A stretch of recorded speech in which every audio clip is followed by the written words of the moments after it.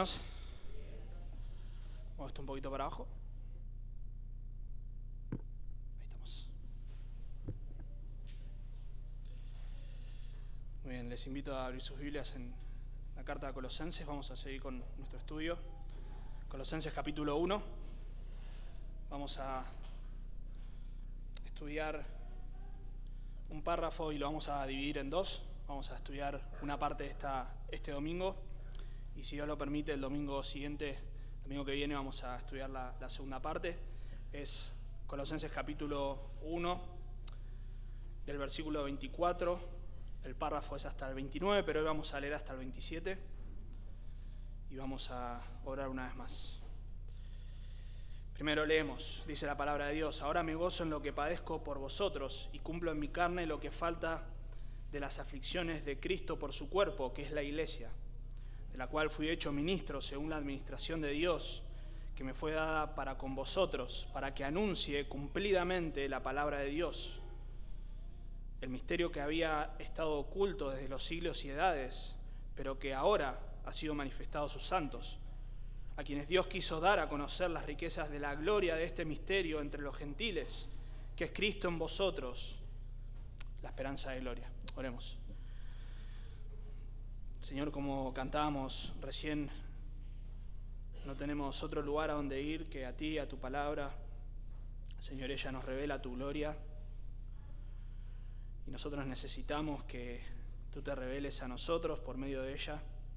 Tú abras nuestros ojos para poder comprenderla, para poder creerla, para poder obedecerla. Señor, ella nos muestra tu carácter, nos muestra tu voluntad, nos muestra quién eres tú, tus atributos, nos muestra la obra de Cristo, nos muestra el camino de salvación por medio de Él, nos muestra cómo debemos vivir una vez que ya hemos sido salvados, Señor, para agradarte, para glorificarte. Y es por eso que necesitamos, no solo domingo tras domingo, sino día a día, ser expuestos a ella, pero en esta ocasión, este domingo, como cada uno de los domingos en que tú nos permites reunirnos, queremos abrir tu palabra y explicarla, proclamarla y aplicarla, Señor, a nuestras vidas. Ayúdanos a poder hacer eso, a poder estar atentos de cualquier distracción de nuestra mente, de nuestros corazones, nuestros afanes muchas veces, Señor, y poder atender a tu palabra para obedecerla, pero no solo obedecerla, sino también para adorarte, para maravillarnos por medio de ella. Te lo pedimos en Cristo Jesús. Amén. Bueno, la realidad es que las canciones que hemos cantado en algunas oportunidades mencionan muchas de las cosas que vamos a citar hoy, y es muy lindo poder tener la seguridad, la certeza de que estamos cantando lo que la palabra de Dios dice y no cualquier otra cosa. Eso alimenta nuestra alma, alimenta nuestro corazón. Pero hay una realidad en las iglesias, y es una realidad de la cual esta iglesia no está exenta. Y es que muchas veces se forma un concepto y se fomenta una idea del ministerio que es falso, una idea falsa sobre el ministerio cristiano. Y muchas veces comparamos el ministerio con una búsqueda laboral.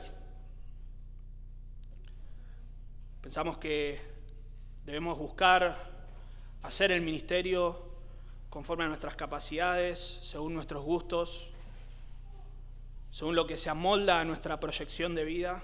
Entonces buscamos que el ministerio se amolde a nosotros. Eso es lo que pasa muchas veces en las búsquedas laborales y por supuesto no está mal que eso sea así. Anteriormente las búsquedas laborales eran un poquito más manuales, un poco más arcaicas. Ahora hay algo de eso, pero hay una red social, no sé si han escuchado hablar de LinkedIn. Sé que algunos acá tenemos perfiles en LinkedIn. Es una red social que está enfocada justamente a la búsqueda laboral, al mercado laboral. Entonces cada uno pone ahí su currículum, su perfil, pone su fotito, todo, y pone sus habilidades, sus capacidades, sus estudios. Y de la misma manera las empresas ponen sus ofertas laborales ahí. Entonces se da esta interacción en la que las empresas buscan sus empleados y los empleados buscan ese empleo ideal para ellos. Y esto es lo que muchas veces pensamos que podemos hacer con el ministerio. Podemos ver qué es lo que se amolda a nuestros gustos, nuestras preferencias. Y en un sentido hay algo de eso, pero tenemos que separar entre conceptos de el ministerio cristiano y los ministerios. Cuando nosotros hablamos de los ministerios, podemos estar hablando de un ministerio eclesiástico como la alabanza, proyección, bueno, hay un montón de ministerios, los diáconos, el diácono es un oficio, pero también es un ministerio, los sugieres, hay diferentes ministerios, pero cuando nos referimos al ministerio, estamos hablando de aquel ministerio que Dios nos ha encomendado a cada uno de los creyentes, independientemente de la manera en que desarrollen ese ministerio es la edificación de la iglesia de Cristo, la proclamación del Evangelio, el hacer discípulos, eso es común a todos. Todos somos llamados al ministerio en ese sentido. Pero por supuesto de diferentes maneras, cada uno, como dice en 1 Corintios, nos habla del cuerpo como este organismo que es una unidad, pero que también es diferente, o sea, en el sentido de que tiene diferentes partes. No es lo mismo la pierna que la cabeza, que el brazo. Entonces cada uno, según los dones y talentos que Dios le dio, contribuyen a la edificación de la iglesia, pero el ministerio es uno solo. No podemos elegir cómo hacerlo, no podemos elegir qué medios utilizar para llevar adelante la edificación de la iglesia, no podemos elegir el mensaje para predicar. No puede haber una iglesia que predique una cosa y otra iglesia que predique otra completamente diferente. Nosotros no podemos definir, ahí está el punto, nosotros no podemos definir el ministerio cristiano. Y esto es lo que Pablo va a hablar en este párrafo del 24 al 29. Dijimos que solamente íbamos a tocar del 24 al 27 hoy, pero todo el texto realmente está hablando del ministerio cristiano. Y vamos a ver hoy que los creyentes hemos sido hechos siervos de Cristo y siervos de la iglesia para la edificación de la iglesia, por quienes debemos padecer con gozo. Esto es lo que nos enseña la palabra de Dios con total claridad y anunciar la esperanza gloriosa de Cristo. Así que vamos a ver que debemos reconocer que Dios es el que define el ministerio y no nosotros. Dios es quien define el ministerio cristiano y no nosotros. Y vamos a ver 3 verdades que señalan esta gran verdad, que Dios define al ministerio cristiano. Entonces la primera verdad que vamos a ver ahí en versículo 24 es que Dios es quien determina cómo se hace el ministerio. Dios determina cómo se hace el ministerio. Y si recuerdan el contexto, Pablo está hablando a estos hermanos en Colosas. En los primeros versículos él, como normalmente hace, da sus saludos, pero también expresa la gratitud al Señor y la manera en que él ora y constantemente los tiene en sus oraciones, en su corazón, en su mente.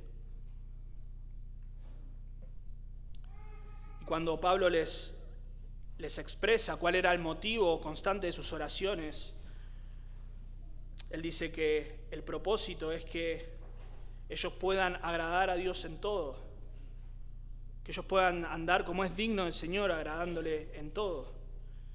Y Pablo va a conectar entonces esta oración con una sección doctrinal. En versículo 13 dice, el cual nos ha librado de las tinieblas, esto es Dios nos ha librado de las tinieblas y trasladado al reino de su amado Hijo, en quien tenemos redención por su sangre, el perdón de pecados. Y Pablo va a conectar entonces y va a seguir hablando de Cristo, va a empezar una sección doctrinal para hablar de Cristo, de su supremacía, de su suficiencia. Recuerden que ese era el tema central de la carta. Entonces Pablo va a hablar de la suficiencia, de la supremacía de Cristo, pero también va a hablar de la supremacía de Cristo en el ministerio. ¿Cómo se hace el ministerio para agradar a Cristo? ¿Cómo es el ministerio que agrada y que sirve a los propósitos de Cristo? Este es un ministerio cristocéntrico. Eso lo vamos a ver en versículo 28 al 29 la semana que viene. Pero hoy vamos a hablar de este ministerio, cómo Dios lo diseñó, cómo Dios lo planeó para nosotros. Y Pablo dice, ahora me gozo en lo que padezco por vosotros. Enseguida nuestra tendencia es ir a buscar otras traducciones y ver dónde está el error ahí. Si hay un error de traducción, si hay un error de mala interpretación, porque Pablo dice que ahora me gozo en lo que padezco por vosotros. Y nosotros decimos, quizá Pablo quiso decir, ahora me gozo aunque padezco por vosotros, separando ambos conceptos. Sin embargo, Pablo dice que él se goza en lo que padece. En lo que padece. Recuerden que Pablo, al escribir esta carta, está preso en Roma. 4:18 dice, acordaos de mis prisiones, pero anteriormente en 4:3 dice, a fin de dar a conocer el misterio de Cristo por el cual también estoy preso. Pablo estaba preso por predicar el misterio de Cristo, por anunciar, por ser siervo del misterio de Cristo. ¿Cuál es el misterio? Lo veremos más adelante, pero un anticipo nada más, ya algo ha hablado Silvio, la verdad es que una bendición, Silvio me hizo un resumen bastante concentrado de lo que vamos a ver más adelante. Fue un lindo pantallazo para ya entrar en tema, y este misterio es Cristo en los gentiles. Cristo en los gentiles. Y si bien vamos a extraer principios, como dijimos, de este gran ministerio que Dios da a todos por igual, tenemos que entender que también está este concepto de ministerio particular a cada uno. Por eso Pablo va a decir que él fue enviado principalmente a los gentiles. Y en ese sentido no todos somos llamados como el apóstol Pablo a ser, primero obviamente apóstoles no, y a ser enviados de la misma manera. Entonces vamos a extraer estos principios, estas verdades que aplican a todos nosotros como siervos de Cristo. Si sos un hijo de Dios, sos un siervo de Cristo. Si sos un hijo de Dios, tenés un ministerio de parte de Cristo, de parte de Dios. Y veamos cómo define Pablo el ministerio. Dice, ahora me gozo en lo que padezco. Entonces este ministerio entrelaza el gozo con el sufrimiento. Esa palabra padecimientos ahí habla de un dolor, de un sufrimiento que se experimenta. Esta palabra se usa a veces para hablar de los sufrimientos y los padecimientos de Cristo. En ocasiones se utiliza para hablar de los padecimientos de los creyentes.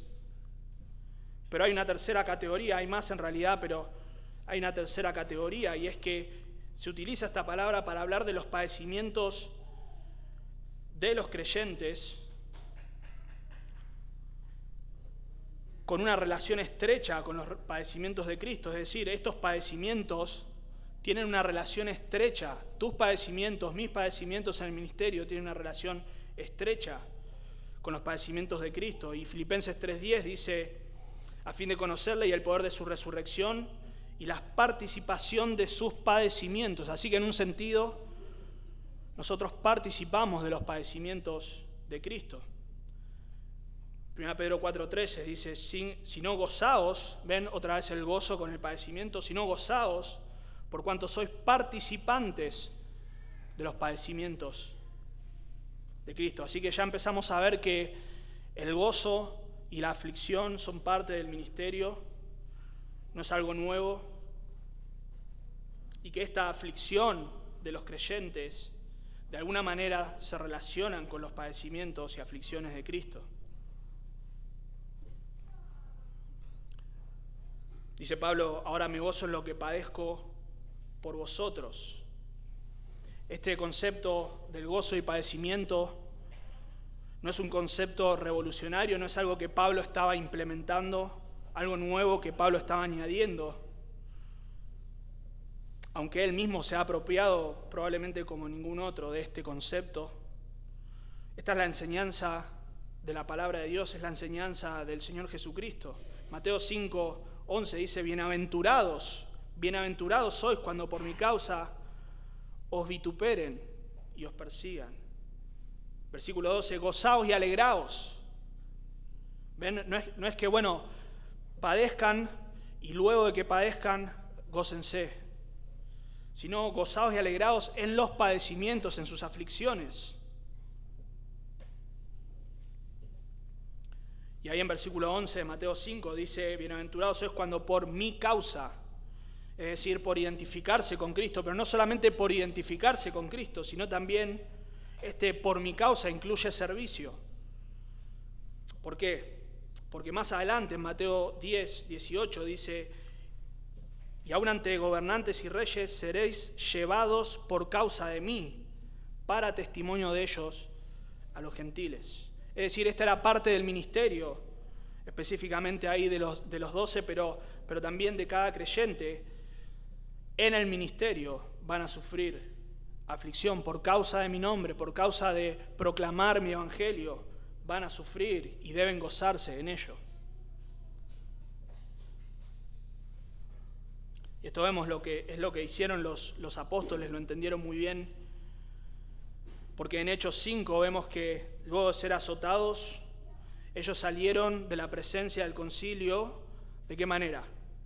Gozosos de haber sido tenidos por dignos de padecer afrentas por causa del nombre. Entonces la enseñanza bíblica es clara. En la vida cristiana, y más específicamente en el ministerio, se entrelaza el gozo con el sufrimiento. Ambas son las dos caras de una misma moneda. No hay contradicción, no hay oposición. Y pensando en el apóstol Pablo y en su ministerio específicamente y en su situación, recuerden en Hechos 9, cuando este discípulo Ananías es enviado a hablar con Pablo y presentarle en un sentido cómo iba a ser, cuál era su proyecto de Dios para con su vida, para con su ministerio.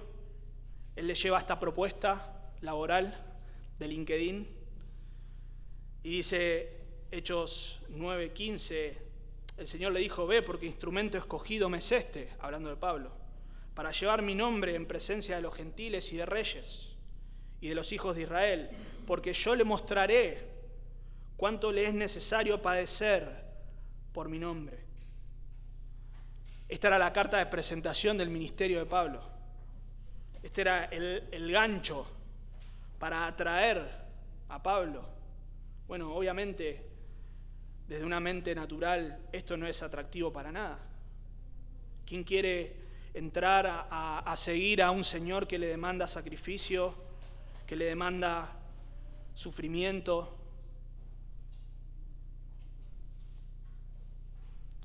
Y si vemos en la vida de Pablo, claramente él cumplió con este objetivo de Dios para su vida, de padecer, de sufrir.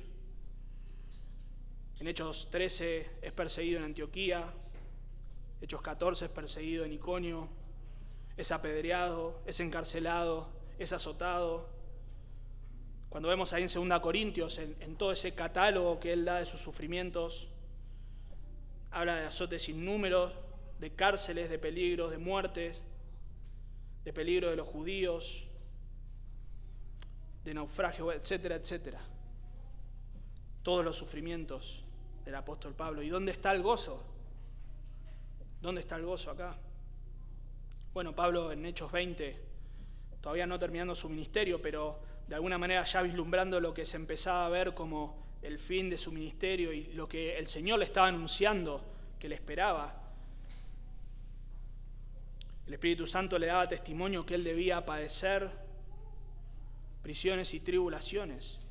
Y en Hechos 20 dice, pero de ninguna cosa hago caso, ni estimo preciosa mi vida, con tal de que de acá acabe mi carrera con gozo. Es decir, él sabía todo lo que le esperaba, los padecimientos, el sufrimiento, y él decía, yo quiero una sola cosa, acabar mi carrera con gozo. Con gozo. Así que el sufrimiento se entrelaza con el gozo en la vida cristiana y así es como Dios diseñó el ministerio. Así es como Dios define el ministerio. No es todo camino de rosas, una colina hacia arriba, sino gozo, pero gozo en el sufrimiento. Pero el sufrimiento o los sufrimientos del ministerio siguen el modelo del ministerio de Cristo. Fíjense, continúa diciendo y cumplo en mi carne lo que falta de las aflicciones de Cristo por su cuerpo, que es la iglesia. Ahí la palabra aflicciones, ahí en versículo 24, habla de estrujar, de apretar, y es esta imagen de un sufrimiento, de una aflicción por algo externo, una aflicción física o espiritual que se sufre. Normalmente es traducida como tribulación y de hecho se utiliza para hablar de la tribulación que sufrirán los impíos en el día de Cristo. Pero también se utiliza para hablar de los sufrimientos de los creyentes por causa de Cristo, Mateo 24:9, por causa de la palabra, 4:17, por causa del ministerio, 2 Corintios 6:4, por causa de otros creyentes, Efesios 3:13.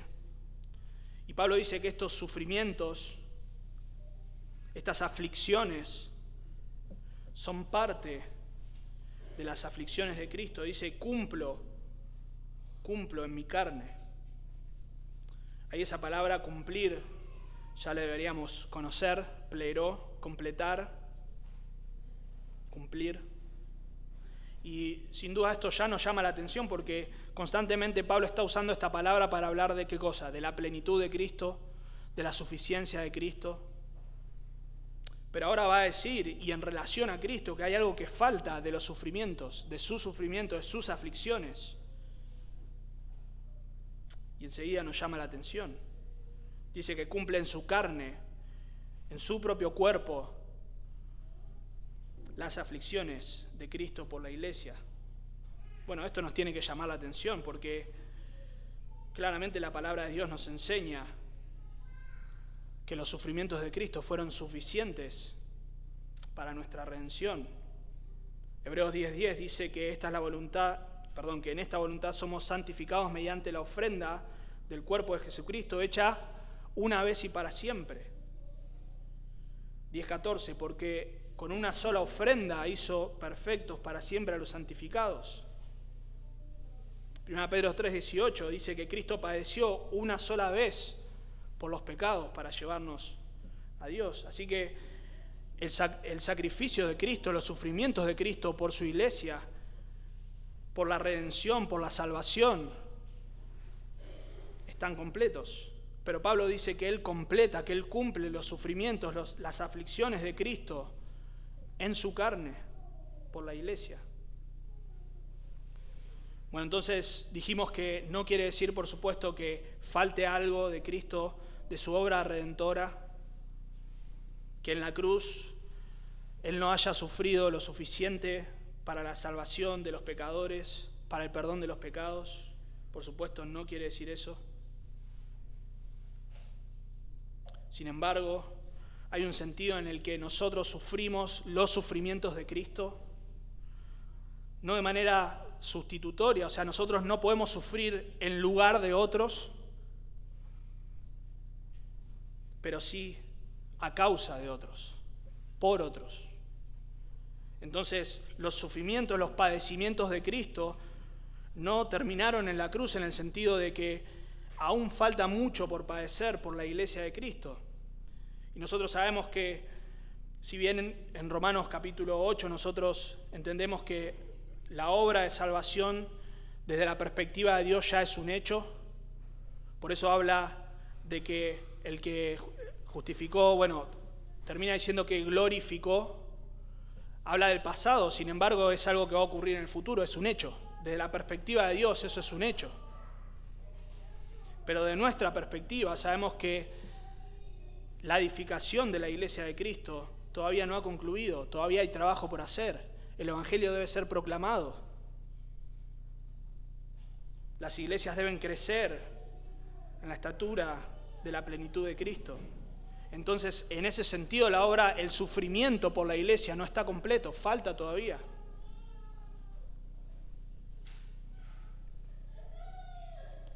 Así que ninguno de nosotros puede sufrir como Cristo lo hizo de manera vicaria,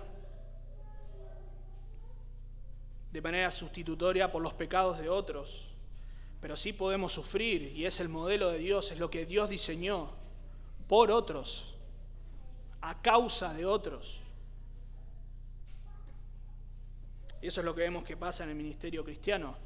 El ministerio como Dios lo diseñó es sufrimiento por la iglesia, padecimiento por la iglesia, padecimiento con gozo por la iglesia.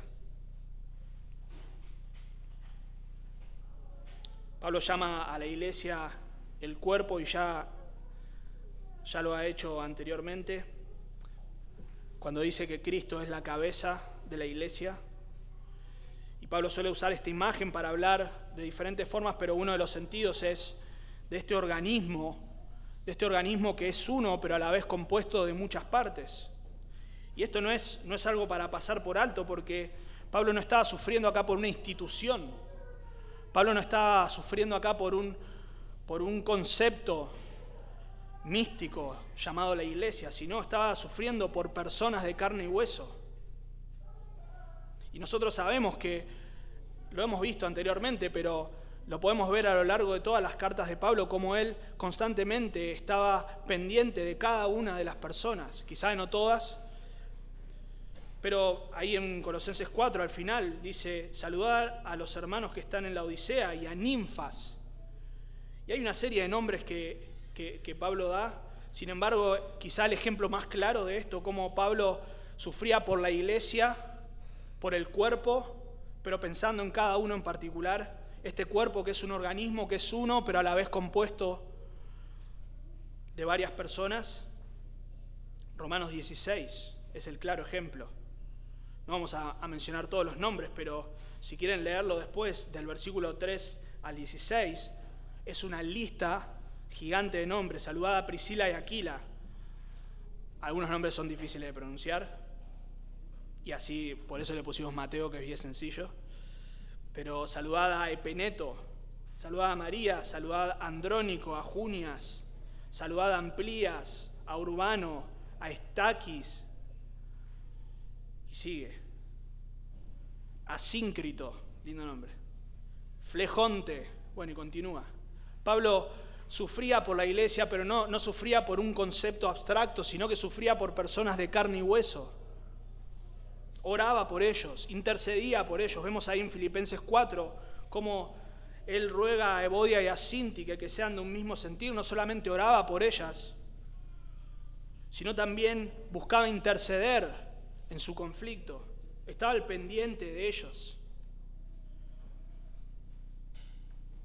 Cuando vemos ahí en 2 Corintios, cuando Pablo enumera, ya hemos mencionado algunas cosas, pero cuando Pablo enumera los sufrimientos de la iglesia, él finalmente dice que se agolpan sobre él, ¿qué cosa?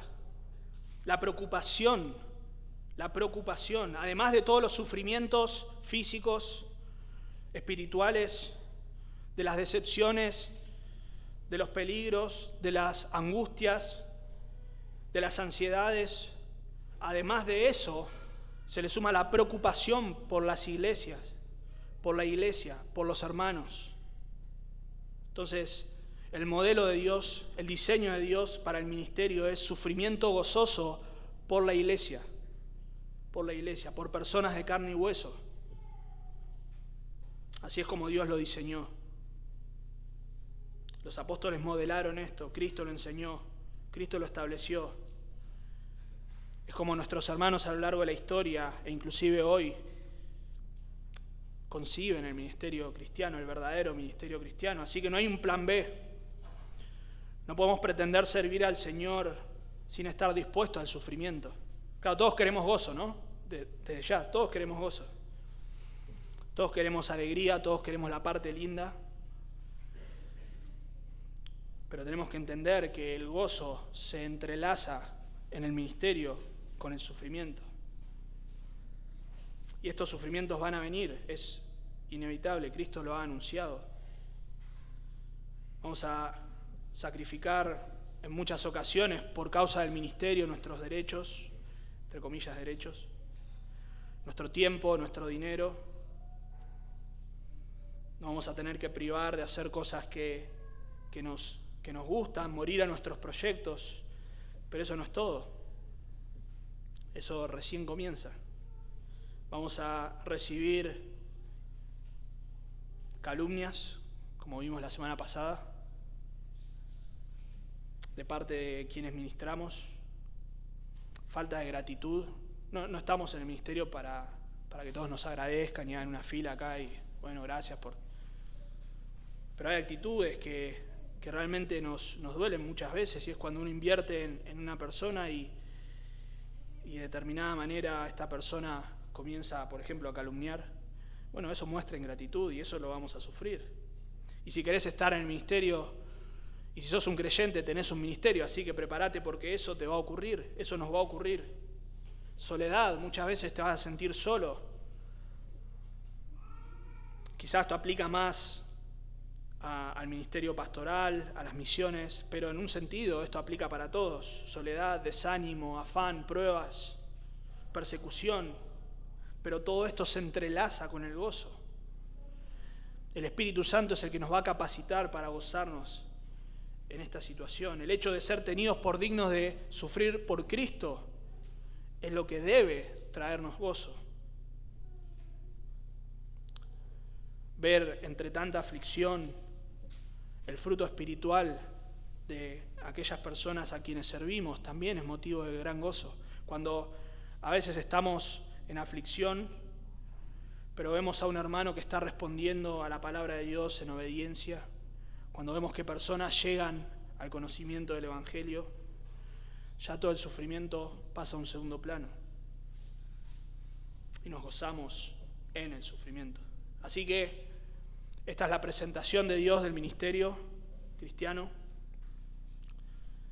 Este es el LinkedIn, la página principal dice gozo en el sufrimiento. No maquilla como hacemos muchas veces. Hace poco alguien me dice, vos ponés el currículum que sabés de todo. Después, bueno, ya se van a enterar que no es así, pero un creyente me lo dijo. Perdón, si me estás escuchando, esto va para vos. Vos ponés que sabés de todo, me dice, y en los trabajos muchas veces ponen esas cosas también. Excelente ambiente laboral, después están todos tirándose de los pelos. Bueno, Dios no es así, Dios no te dice, vení que va a ser todo fenómeno, vení que no vas a sufrir, pare de sufrir, no dice eso. Servime, que vas a sufrir, pero va a haber gozo en el sufrimiento. Así que Dios define el ministerio no solamente porque dice cómo se hace el ministerio, sino también porque Dios es quien levanta siervos para el ministerio. Dios es quien pone a los siervos, Dios los levanta. Me gustó más el verbo levanta que pone, pero es ahora lo mismo. Dios es quien levanta a los siervos para el ministerio. Fíjense ahí en versículo 25, del cual fui hecho ministro según la administración de Dios que me fue dada para con vosotros. Hasta ahí leemos. Fíjense que el ministerio es, claro, nosotros hablamos de ministerio y pensamos como un trabajo, como un cargo o algo así, pero en realidad la palabra ministro ahí quiere decir una persona que sirve. Es una persona que sirve. Ahí en Juan capítulo 2, es esta persona que servía y sacaba el agua, y era llamado sirviente. Los sirvientes que habían sacado el agua, dice, ellos eran los que servían. No eran los jerarcas, no eran los que estaban ahí atrás de una mesa sentados viendo cómo pasaba todo, ellos servían. La parábola de las fiestas de bodas se llama de esta manera a los que servían al rey. Así que esta palabra, aunque a veces se utiliza para hablar del oficio de diácono, porque la palabra es diácono, no se los dije, pero la palabra es diáconos. Ministro, ahí es diáconos. Entonces en ocasiones se utiliza para hablar del oficio de diácono, pero normalmente apunta a esto mismo, a una persona que sirve. Y se usa casi siempre en referencia al ministerio de la proclamación del Evangelio, de la edificación del cuerpo de Cristo. Y otra vez, este es el modelo, esta es la forma de Dios. Por eso Dios define el ministerio de esta manera. Dios es quien levanta, Dios es quien dice cómo deben ser sus siervos. En Mateo 20:25, leemos del versículo 26, mas entre vosotros no será así, sino que el que quiera hacerse grande entre vosotros será vuestro servidor, vuestros diáconos. Y el que quiera ser el primero entre vosotros será vuestro siervo. Bueno, ahí es dulos, vuestro esclavo. como el Hijo del Hombre no vino a ser servido, el verbo ahí de diaconeo, sino para servir, diaconeo de vuelta, y para dar su vida en rescate por muchos. Así que este es el modelo que Dios diseñó para el ministerio, es el modelo que Cristo modeló, valga la redundancia, el servicio. Y Él es quien levanta, Él es quien establece, Él es quien llama a estos ministros. Por eso dice ahí en versículo 25, del cual fui hecho ministro según la administración de Dios que me fue dada para con vosotros. Y esto quiere decir que Pablo no llenó su currículum, no lo infló para que Cristo diga, acá tenemos a un siervo. 1 Timoteo 1 dice que Dios lo tuvo por fiel. Eso a veces nos da la idea de que Pablo era fiel, entonces el Señor dijo, bueno, acá tenemos un fiel, lo pongo en el ministerio. No, me tuvo por fiel poniéndome en el ministerio.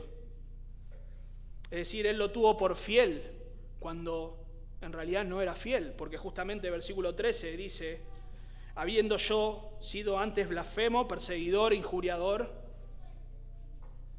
mas fui recibido a misericordia. Entonces, ¿cómo que era fiel si yo era perseguidor, injuriador, blasfemo? Bueno, Dios lo tuvo por fiel cuando Él no era fiel. 1 Corintios 7, 25 dice que Él es siervo. 25 dice, en cuanto a las vírgenes no tengo mandamiento del Señor, mas doy mi parecer como quien ha alcanzado misericordia del Señor para ser fiel. Para ser fiel. Y si vemos el currículum de Pablo, no era exactamente el que nosotros pensaríamos como un siervo de Cristo. Es cierto que Pablo tenía en su mente a la iglesia antes de ser creyente, pero no para bien. Hechos 8:3 dice, y Saulo asolaba a la iglesia. Y entrando casa por casa, arrastraba a hombres y a mujeres y los entregaba en la cárcel. Pablo pensaba en la iglesia. Pensaba cómo destruirla. Hechos 9:1 dice, Saulo respirando aún amenazas y muerte contra los discípulos del Señor. Ese es el currículum de Pablo. Sección trabajos anteriores. Perseguidor, asesino, consentía en la muerte de los discípulos, consintió en la muerte de Esteban. Así que ahí vemos que hay algo que no cuadra. Sin embargo, Dios fue el que lo llamó. Dios fue el que lo rescató. Cristo apareció en su vida, en su camino, cuando Él estaba yendo a perseguir a la iglesia, cuando Él estaba en pleno ejercicio de su trabajo. Él todavía era empleado que perseguía a la iglesia, pero este nuevo amo se le apareció, abrió sus ojos espirituales, y le anunció cuán necesario era que Él sufra. Ya no que haga sufrir a otros en la iglesia, sino que ahora Él mismo sufra por causa de Cristo. Ahora, es interesante ahí que habla de que este llamado, esta asignación de Dios para con Él es según la administración de Dios. Según la administración de Dios, la palabra ahí, administración, es de la palabra de la que se deriva, es casi igual en realidad, la palabra economía. La palabra es oikonomian, así que es casi lo mismo, economía. No se esforzaron mucho para hacer una palabra en castellano que... Según la administración, según la economía de Dios, esto habla de, literalmente es la administración de una casa. En Lucas 16 usa esta palabra para referirse a los mayordomos, aquellos que servían, que administraban en la casa. Pero Pablo utiliza esta palabra en ocasiones, y normalmente la utiliza en realidad para referirse al plan de Dios, a la manera en que Dios diseñó, planificó la salvación. Efesios 1:10 dice de reunir todas las cosas en Cristo en la dispensación. Dispensación ahí es economía, administración del cumplimiento de los tiempos. Y Pablo en Efesios usa varias palabras para referirse a esta manera en que Dios planificó, en que la salvación no es un accidente, sino que es algo planeado por Dios. Y una de estas palabras que usa es bulei. Esta palabra apunta a que la redención fue un plan trazado por Dios. En la eternidad pasada, un plan trazado por Dios. Y no algo improvisado, no algo que Él fue viendo, bueno, la caída del hombre, ahora pongamos esto, ahora vamos con los pactos, el pueblo entonces me desobedece, entonces vamos a poner esto, y ahora los gentiles. No, todo perfectamente calculado, pensado, planificado, administrado y ejecutado por Dios. Efesios 1:3 dice que Dios nos bendijo en Cristo. Y en versículo 4 nos dice, según nos escogió en Él antes de la fundación del mundo. Este es un plan que es desde antes de la fundación del mundo. 1 Pedro 1 dice que el Cordero fue destinado antes de la fundación del mundo, pero manifestado en los postreros tiempos. Así que esto habla de un plan. Y dentro de ese plan estaba el ministerio de Pablo. Y te adelanto que dentro de ese plan está tu ministerio también, tu salvación. Así que la redención es un plan cuidadosamente confeccionado por Dios, administrado, pensado, ejecutado. Y esto, dentro de este gran plan podemos incluir todos los sucesos que conocemos, la creación del hombre, la caída, la promesa de redención, la elección de personas individuales, luego familias, luego una nación, Israel, etcétera, etcétera. La venida de Cristo, la cruz, la resurrección, concluyendo con la eternidad en comunión de los creyentes con Dios y la condenación de los impíos. Así que dentro de esta gran administración de Dios, Pablo fue hecho ministro a vosotros, del cual fui hecho ministro según la administración de Dios que me fue dada para con vosotros. Es decir, la iglesia, pero más específicamente, como veremos después, los gentiles. Así que dentro de este plan redentor estaba incluida la vida de Pablo, estaba incluida su conversión, estaba incluido su servicio. En Efesios 3:8 dice que Él es el más pequeño de los santos y a Él se le fue dada esta gracia de anunciar entre los gentiles el evangelio de las inescrutables riquezas de Cristo. Hechos 9:15, ya hemos leído, pero instrumento escogido me es este. Esto es todo dentro del plan de Dios. Dios diseñó elegir a Pablo, ponerlo en el ministerio.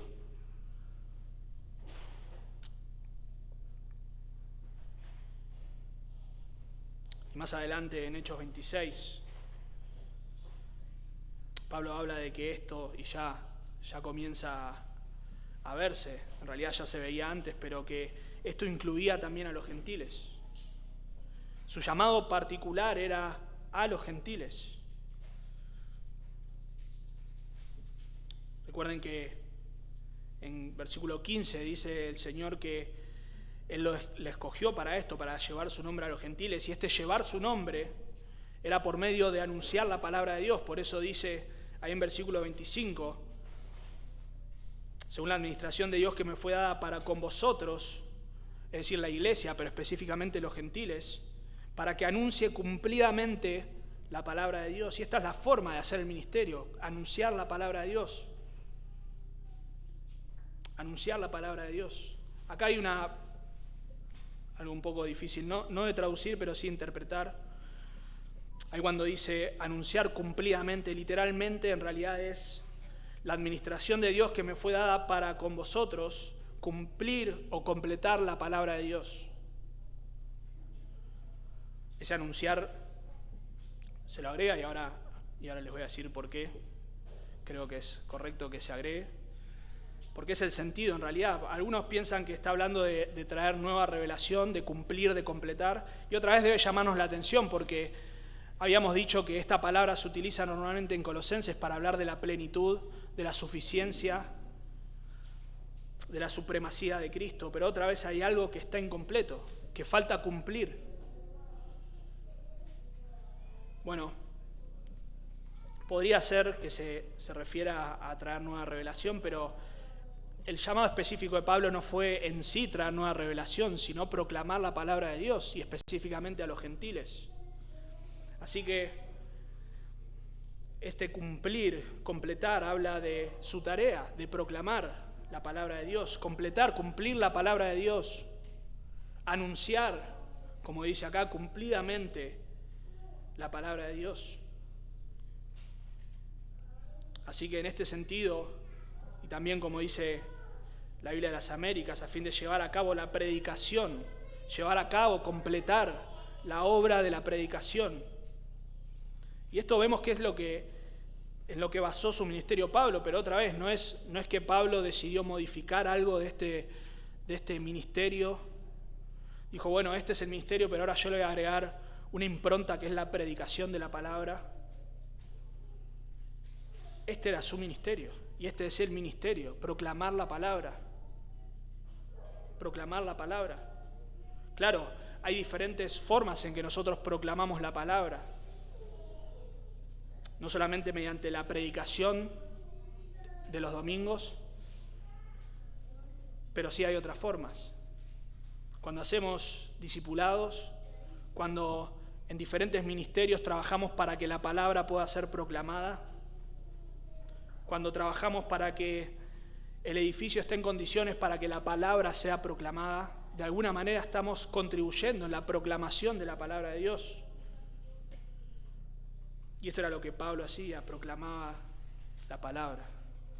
En Hechos 20, cuando él reúne a los ancianos de Éfeso, ahí en Mileto, Pablo dice, por tanto yo os protesto en el día de hoy, que estoy limpio de la sangre de todos, porque no he rehuido anunciar todo el consejo de Dios. Es decir, yo hice mi ministerio, yo cumplí con mi ministerio para con ustedes. ¿Y cuál fue ese ministerio? Anunciaros todo el consejo de Dios. No era visitar a los enfermos, no era hacer milagros por todos lados, no era hacer obras benéficas, aunque sin duda muchas de esas cosas él las hizo. Pero ese no era el ministerio, sino la proclamación de la palabra de Dios. Y todas esas cosas contribuían al ministerio de la proclamación. Así que Pablo es puesto en el ministerio, Pablo es levantado por Dios dentro de este plan maravilloso. Este sí es un plan maravilloso para tu vida. Ser puesto en el ministerio en donde vas a sufrir con gozo. Así que Dios es quien levanta, quien edifica a su iglesia, levantando a los ministros. Dios es quien pensó, quien planificó, quien ideó, quien puso nombres en su mente. Y dentro de este gran plan de redención, que nosotros muchas veces, cuando leemos, algunos están estudiando en seminario el Antiguo Testamento, y vemos y nos maravillamos, cómo Dios hizo esto, y cómo después hizo aquello, y cómo liberó al pueblo, y después cómo rey tras rey. Bueno, nos maravillamos, decimos, no entra en nuestra mente. Sin embargo, no entra en nuestra mente que dentro de este plan tan complejo, tan perfectamente diseñado, nosotros seamos parte.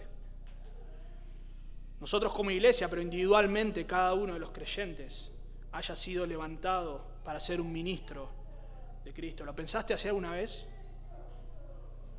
¿Pensaste que sos parte de este plan perfectamente calculado, diseñado antes de la fundación del mundo?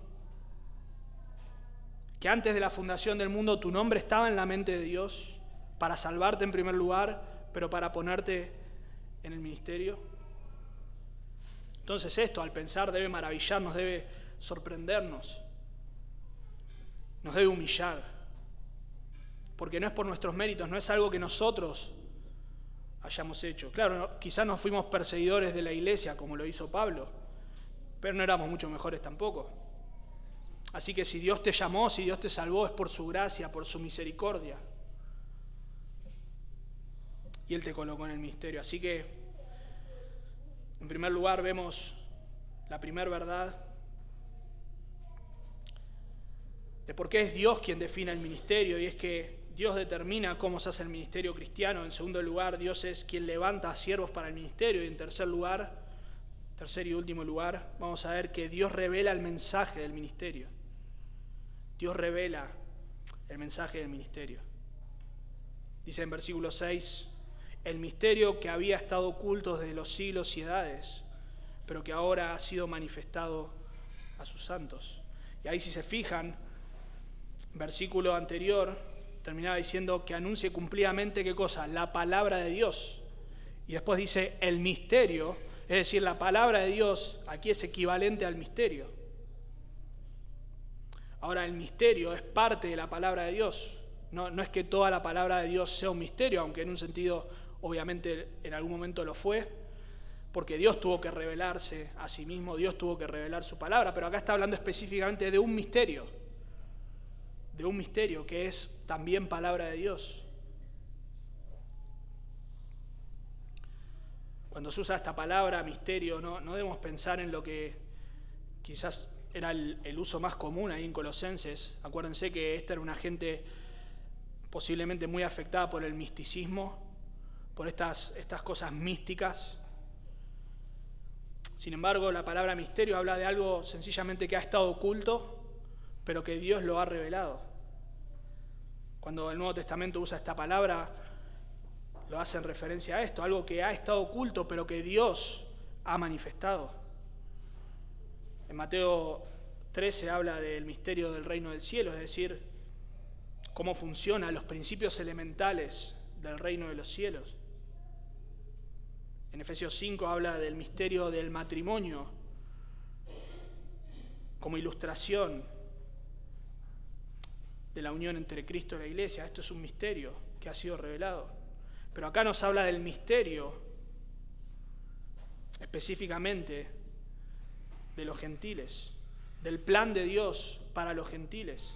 Así que dice que este misterio que había estado oculto,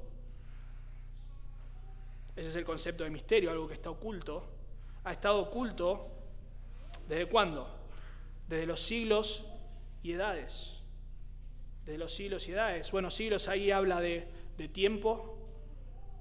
En todos los siglos, todos los tiempos anteriores ha estado oculto, ha permanecido oculto. Y la palabra edades ahí habla de generaciones, es decir, en todas las generaciones pasadas,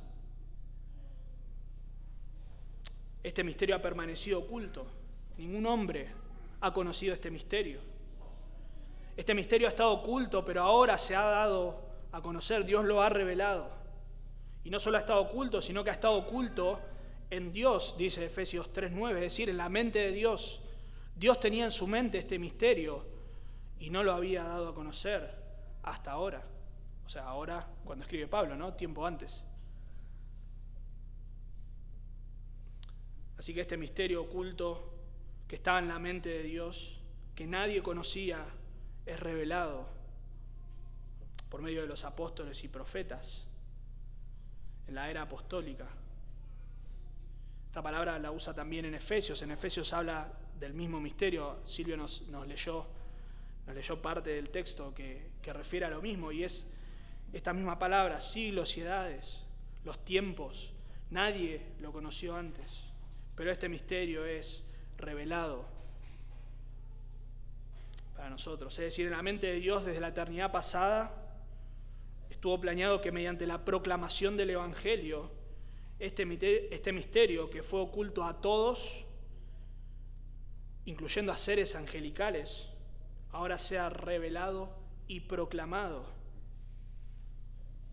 manifestando y dando a conocer la multiforme sabiduría de Dios. Eso dice Efesios 3, versículo 9, y aclarar a todos cuál es la dispensación del misterio escondido desde los siglos en Dios, que creó todas las cosas, para que la multiforme sabiduría de Dios sea ahora dada a conocer por medio de la Iglesia a los principados y potestades en los lugares celestiales. Así que este misterio ahora es revelado no solamente a nosotros, sino a toda la creación.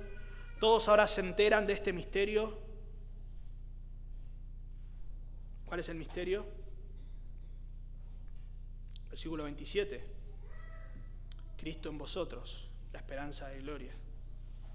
Cristo en los gentiles, la esperanza de gloria. Pero hay algo más, este misterio revelado es abundante en gloria, dice el versículo 27, a quienes Dios quiso dar, a los santos, a quienes Dios quiso dar a conocer las riquezas de la gloria de este misterio entre los gentiles. Este es un misterio rico en abundancia, en gloria. La palabra ahí, riqueza, puede hablar de riquezas materiales, pero en este caso nos habla de riqueza espiritual, abundancia. La abundancia de la gloria de este misterio. Este no es un misterio así nomás. Este no es un asunto burocrático nada más en el plan de Dios. Y Dios nos da a conocer conforme a las riquezas de su gloria, de la gloria de este misterio. Así que, ¿cuál es el misterio? Nos habla de los gentiles. Es la riqueza de la gloria del misterio entre los gentiles, y Silvio nos ha ya dado un panorama bastante amplio, pero en Efesios capítulo 2 dice que debemos recordar los gentiles, y Pablo le escribe a los colosenses que eran gentiles, que ellos debían recordar que en otro tiempo estaban lejos, eran incircuncisión, estaban sin Cristo, alejados de la ciudadanía de Israel y ajenos a los pactos de la promesa, sin esperanza y sin Dios en el mundo. Esta era la condición de los gentiles.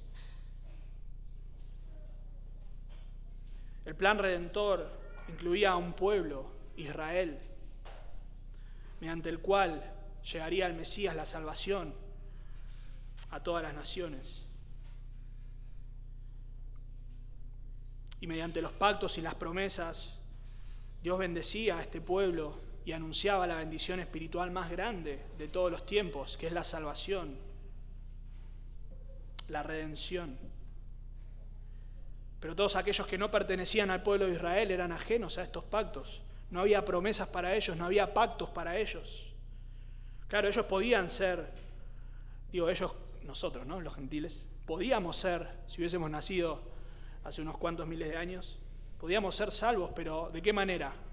Bueno, creyendo, profesando la fe del pueblo de Israel, la fe de Dios, que reveló este misterio ahora a nosotros. Ahora, en un sentido, este misterio ya era anunciado, ya se vislumbraba algo de esto, porque en Génesis 12, cuando Dios le da la promesa a Abraham, dice que en ti serán benditas, ¿qué cosa? Todas las familias de la tierra. Todas las familias de la tierra. Versículo 18, el capítulo 22 de Génesis dice, y en tus simientes serán benditas, ¿qué cosa? Todas las naciones, familias, naciones de la tierra. Isaías 11:10, serán buscados por los gentiles. Oseas 1:10, Amós 9:11, hay varios versículos que anunciaban que de alguna manera los gentiles tenían parte en el plan de Dios, en esta gran administración de Dios. Sin embargo, no había sido revelado aún que la parte de los gentiles en su plan redentor era que Cristo, o en Cristo, se iba a formar un nuevo cuerpo, la iglesia. Efesios 2:14 dice que Él es nuestra paz, que de ambos pueblos hizo uno, derribando la pared intermedia de la separación, aboliendo en su carne las enemistades, la ley de los mandamientos expresados en ordenanzas. ¿Para qué cosa? Para crear en sí mismo de los dos un nuevo hombre, haciendo la paz. Y concluye en versículo 19, así que ya no sois extranjeros ni advenedizos, ya no son extraños, sino conciudadanos de los santos y miembros de la familia de Dios. Así que este es el misterio. En la iglesia hay una nueva creación compuesta de gentiles y judíos. Ya no estamos sin esperanza en el mundo, ya no estamos lejos de las promesas, ya no estamos lejos de la promesa de salvación. Así que esta es la gloria de este misterio, que vos y yo hoy podamos estar en este cuerpo llamado la iglesia, que podamos pertenecer a la familia de Dios, que podamos acercarnos con confianza y llamar a Dios Padre, y pertenecer a este cuerpo que el Señor está edificando y del cual nosotros somos llamados ministros, siervos. ¿Cuál es la esperanza de gloria? Colosenses 3:4, cuando Cristo vuestra vida se manifieste, entonces vosotros también seréis manifestados con Él en gloria. Esa es la esperanza que abriga la iglesia. Así que Dios reveló este misterio, este es el mensaje que se proclama. No podemos cambiar el mensaje, no podemos agregar ni quitar, distorsionar, diluir. Esto es lo que debemos proclamar. Cristo en nosotros, esperanza de gloria.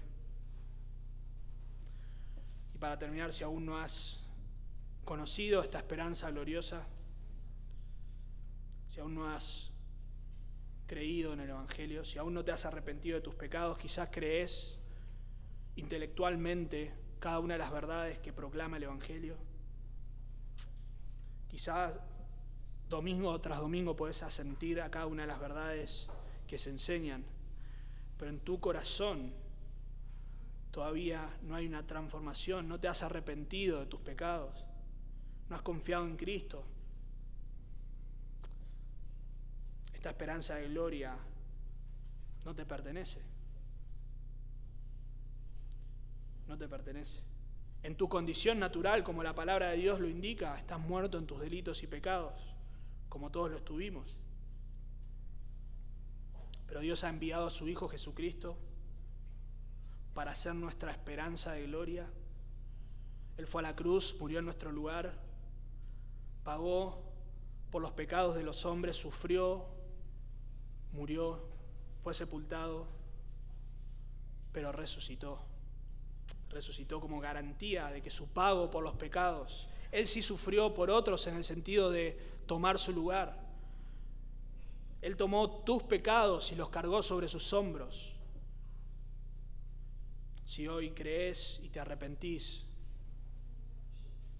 de todos tus pecados y confías solo en la obra de Cristo, entonces Él va a ser tu esperanza de gloria. Hermanos, el ministerio es definido por Dios y debemos ser fieles a ese ministerio.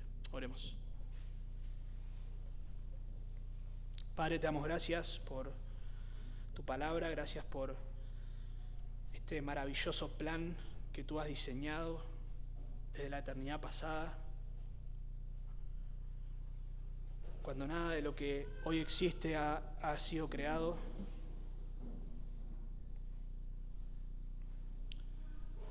Tú has pensado, tú has planeado este plan de salvación que incluía el sufrimiento de tu Hijo en lugar del pecador,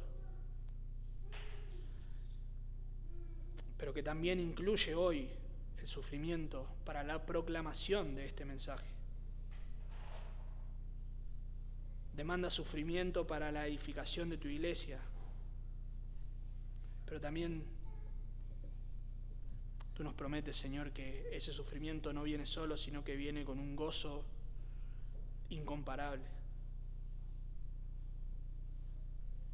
Gracias, Señor, porque tú has levantado a los siervos, tú has salvado,